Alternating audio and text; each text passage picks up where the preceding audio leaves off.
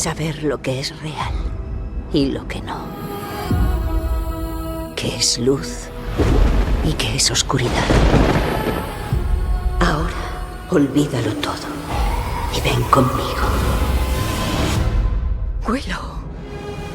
Hello, I'm Pedro from Cartagena, Spain. How are you? Hi, good, thank you. How are you? I'm great, thank you. It's very nice to meet you, to talk about... Could have said, ¿qué tal? Could have said, ¿qué tal? ¿Qué tal? ¿Cómo estás? ¿Qué tal? Oh, you speak, we can do this in Spanish if you want. Sí, por favor. Yeah? Okay. Do you want to? I mean, are you serious? No, I don't think I'll be able Okay.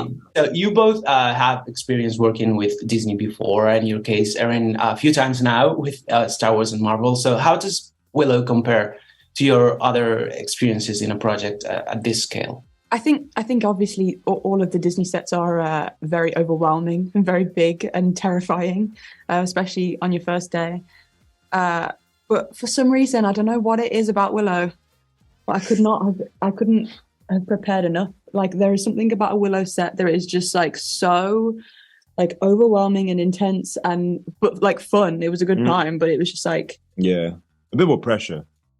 It's like personal pressure for me. Yeah. My previous contributions to Disney, I wouldn't say are that remarkable. Like 35 to 45 seconds of playing a palace guard with dubious social mobility issues.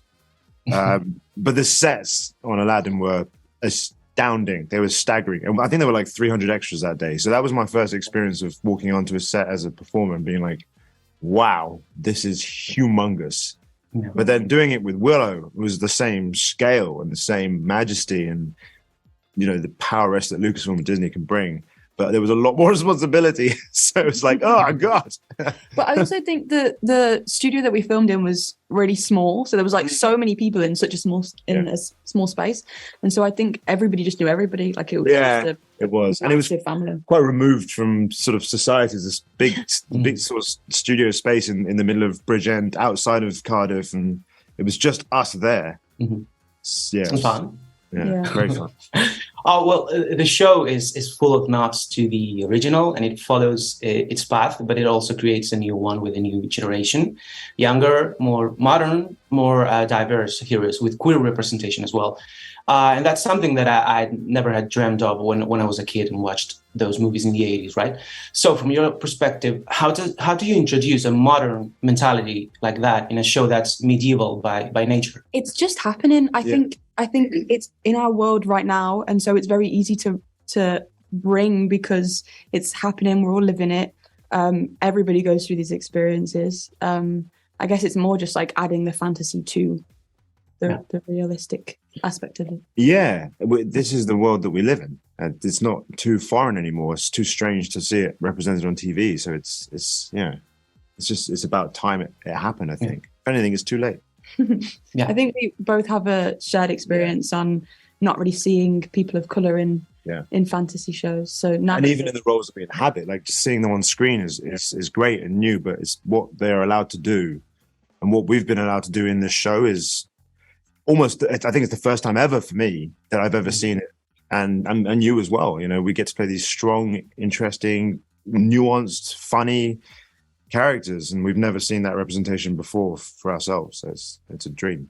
Yeah, it's amazing to see. And also, in my opinion, one thing that has been missing lately in Marvel and Star Wars and other Disney properties is romance. Okay, I know it's for a good cause because it highlights other characteristics, especially in female characters. But I missed the romance, and this show has romance, right? So how would you describe that aspect of this show in relation to your characters? It's honest. It's not romance for the sake of romance. It's not like we need a couple here. It's like everyone has these thoughts and feelings with their chosen counterparts and people in the world, and it's complicated and strange and weird. It's not just like, that's a man, that's a woman, they're going to kiss at the end. It's not that at all. And that's what's nice about it, because this is what the show tries to do.